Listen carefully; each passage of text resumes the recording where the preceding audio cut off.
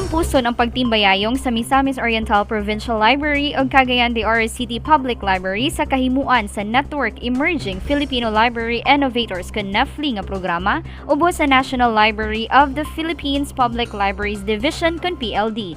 Ning bulan sa Abril 2022, nahitabo ang sunod-sunod nga storytelling activity alang ngadto sa mga kabataan sa sitio Pamalihi, Barangay Pagatpat, CDO City, pinangunahan ni Miss Or Provincial Librarian Miss Rochelle Pahara, uban ni Barangay Reading Center in charge Mr. Philip Valyar, ug sa Barangay Umagos Lagunglong Misamis Oriental Sub, uban si Mr. Florante Castil nga maoy Municipal Library in charge.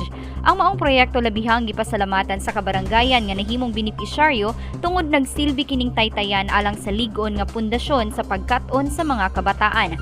Gani saludo ang Provincial Library sa Misamis Oriental sa hugot nga suporta sa kasamtangang namunuan uban ang dedikasyon sa mga nalambigit nga mga LGU, lakip na ang NEFLI mentors ug tanang volunteer organizations aron lamang magmalampuson ang simple apan mahinungdanon kaayo nga programa.